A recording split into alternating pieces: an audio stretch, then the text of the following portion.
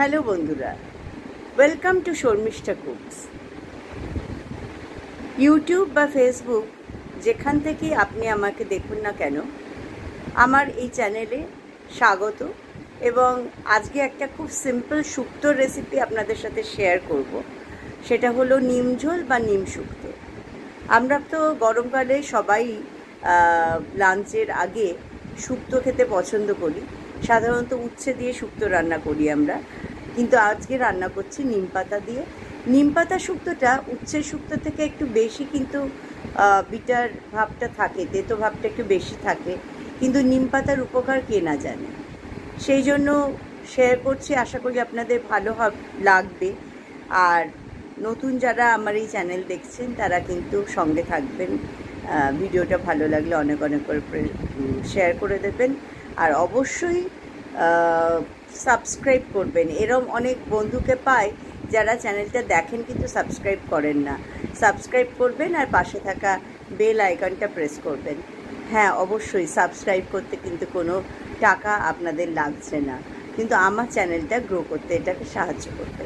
Thank you so much. তো let's start the recipe. আজকে রান্না করছি নিম শুক্তো বা নিম ঝোল। তাজা নিম পাতা দিয়ে শুক্তো রান্না করব। আমরা তো উচ্ছে দিয়ে শুক্তো প্রায়শই খেয়ে থাকি, কিন্তু নিম পাতা দিয়েও শুক্তো করা যায় এবং এটা ভীষণই ভালো লাগবে খেতে। তাছাড়াও হলো প্রচণ্ড উপকারী, তো একটু রকম ফের হবে আর কি। তো এই একদম তাজা নিম পাতা আছে এক আটি, আর তাজা সজনে ডাঁটা, এখানে একটা বেগুন নিয়েছি, একটা কাঁচকলা, দুটো ছোট সাইজের আলু, আর এখানে আছে বড়ি, রাঁধুনি ফোড়ন দেওয়ার জন্য, এখানে অল্প হলুদ আর পিঙ্ক সল্ট নিয়েছি, আর এখানে সাদা সর্ষে 2 টিস্পুন সাদা সর্ষে জলে ভিজিয়ে রেখেছি, একদম মিক্সির জারেই ভিজিয়ে রেখেছি, এইটা পেস্ট হবে। তো এই হলো সামান্য উপকরণ নিম শুক্তো রান্না করার। তো আর অপেক্ষা না করে সবজিগুলো চটপট কেটে ফেলছি আর রান্না শুরু করছি। সর্ষের তেল নিয়েছি, প্যানের মধ্যে বেশ গরম হয়ে গেছে, ধোয়া উঠছে। আর প্রথমেই দিয়ে দেব এই বিউলির ডালের বড়িগুলো। বড়িগুলো হালকা করে ভেজে নেব। ফ্লেমটা কম রাখতে হবে যাতে বড়িগুলো পুড়ে না যায়।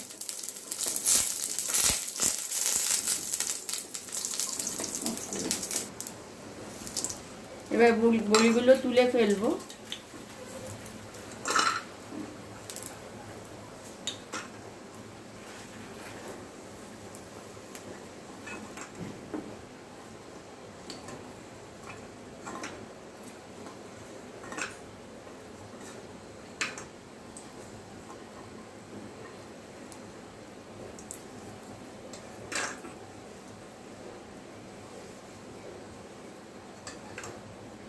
বড়িগুলো তুলে নিলাম। এরপরে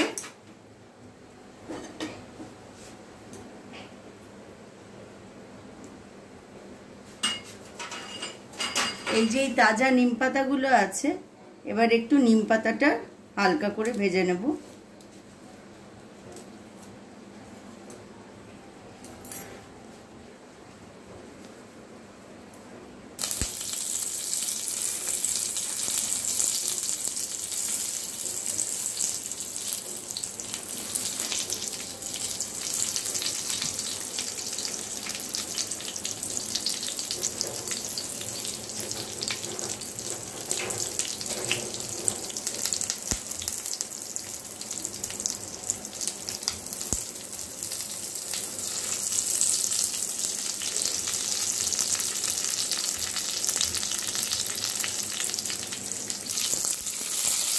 নিম পাতাগুলো এবার হালকা করে ভেজে নিচ্ছি।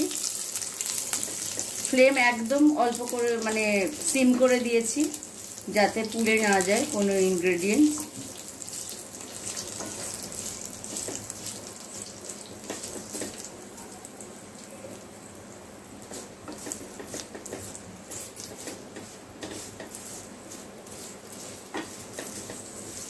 এবার নিম পাতাগুলোও তুলে রাখবো।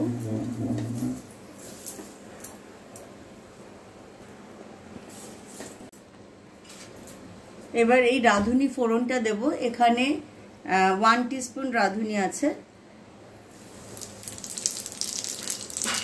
দিয়ে দিলাম। হালকা করে একটু সতে করে নিতে হবে। আর একমাত্র কিন্তু সর্ষের তেলেই রান্নাটা হবে এবং সেটা খুব সামান্য। আমি 1.5 টিস্পুন সর্ষের তেল দিয়েছি, তাতেই বড়ি ভেজেছি এবং তাতেই পুরো রান্নাটা হবে। এবার একে একে সবজিগুলো দেব। এরকম লম্বা লম্বা করে আলু কেটে জলে ডুবিয়ে রেখেছিলাম যাতে লাল হয়ে না যায়।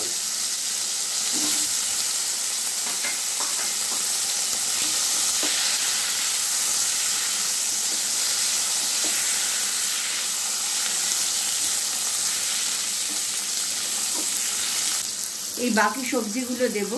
আমি যেসব সবজি আগে ভিডিওতে দেখিয়েছি তার সাথে একটা জিনিস অ্যাড করেছি, সেটা হলো পেঁপে।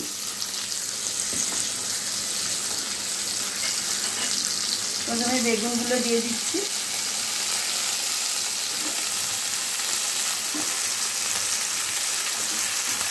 এবং সবই কিন্তু জলে ডুবিয়ে রাখতে হবে, না হলে কালো হয়ে যাবে।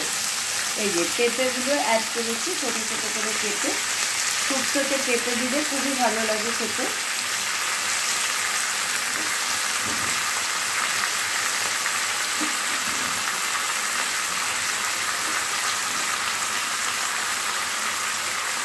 আর সজনের ডাঁটাগুলো একদম কচি সজনের ডাঁটা নিতে হবে।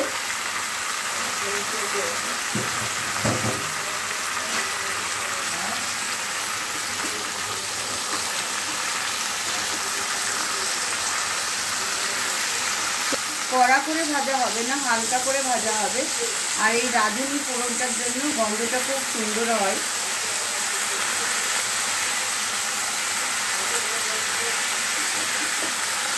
এবার দিয়ে দিচ্ছি 1/2 টিস্পুন হলুদ, বেশি লাগে না, 1/2 টিস্পুন হলুদ। আর পিঙ্ক সল্ট নিয়েছিলাম সেটাও দিয়ে দিচ্ছি। এইটা সল্টটা আপনারা আপনাদের পরিমাণ মতন দেবেন এবং পরে নামানোর আগে একটু টেস্ট করে দেখেও নেবেন, কম বা বেশি যা হচ্ছে সেটা দেখে নেওয়া ভালো।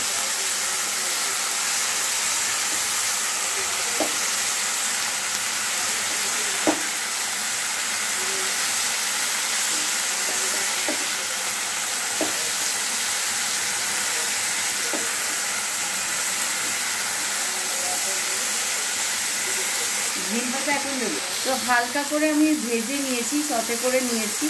এবার এই সবজিগুলোকে তো বয়েল করতে হবে, কুক করতে হবে, তাই জন্য আমি এই 1 কাপ জল দিচ্ছি। এটা একটু উষ্ণ জল দিলে ভালো হয়।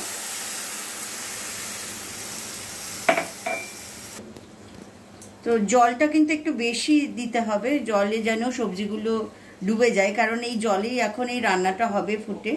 তো এইটা এরকম অবস্থাতেই এখন রান্না হবে 10 থেকে 15 মিনিট। আর মাঝখানে এসে আমি একবার চেকও করে নেব। কিন্তু আমি এখন কিন্তু বড়ি, নিমপাতা কোনো কিছুই অ্যাড করছি না, সর্ষে। আগে এই পুরো রান্নাটা মানে সবজিগুলো কুকড হয়ে যাবে, তারপরে ওগুলো অ্যাড করব। ফিরে আসবো 15 মিনিট পরে। এবার দেখিয়ে দিচ্ছি, দেখুন সব সবজিগুলো কিন্তু ভালো করে বয়েলড হয়ে গেছে এবং কুকড ভালো মতন হয়ে গেছে। এবার যে সাদা সর্ষেটা ভিজিয়ে রেখেছিলাম সেটা মিক্সিতে তো আগেই পেস্টটা বানিয়ে নিয়েছিলাম, সেইটা এর মধ্যে দিয়ে দেব।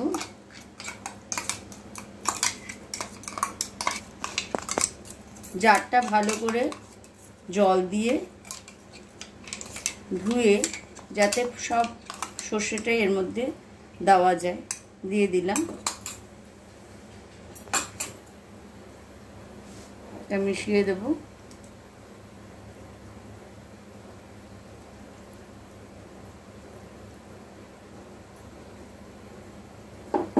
এবার দেব বড়িগুলো দিয়ে দিলাম, আর এবার নিম পাতাগুলো দিয়ে দিলাম।